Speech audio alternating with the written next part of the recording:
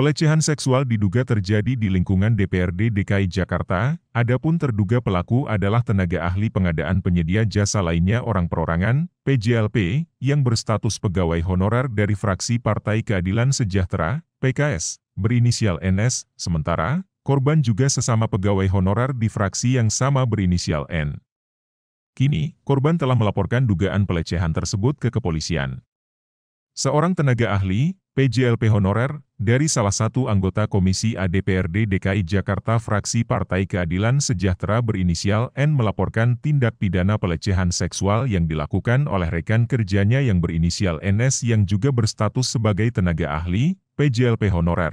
Dari salah satu anggota Komisi A DPRD DKI Jakarta fraksi Partai Keadilan Sejahtera ke Sentra Pelayanan Kepolisian Terpadu, SPKT, Polda Metro Jaya. Demikian keterangan yang diterima dari tim advokasi korban, Yudi.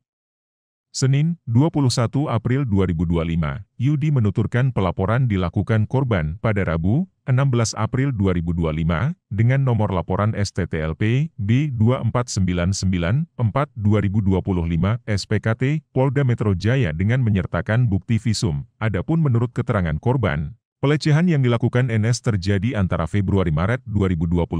N, kata Yudi, dilecehkan NS dengan cara hampir mencium bibirnya hingga menggesekkan alat vital ke bahunya, tak cuma secara fisik. Yudi juga menyebut N turut dilecehkan secara verbal lewat pesan singkat yang dikirim oleh NS.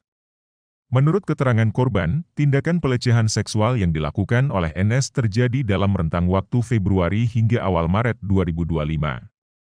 Bentuk pelecehan yang dilaporkan meliputi tindakan fisik seperti hampir mencium bibir korban secara tiba-tiba, menggesekkan alat kelamin ke bahu korban, merayu payudara korban, hingga melakukan komunikasi yang mengandung unsur pelecehan seksual terhadap korban melalui pesan singkat, ujar Yudi. Yudi mengatakan korban saat ini mengalami trauma hingga mengakibatkan yang bersangkutan dibekukan sementara dari pekerjaannya. Di sisi lain, Yudi menuturkan pihaknya mengapresiasi DPRD DKI Jakarta yang bakal menindak tegas terduga pelaku jika memang terbukti melakukan pelecehan seksual.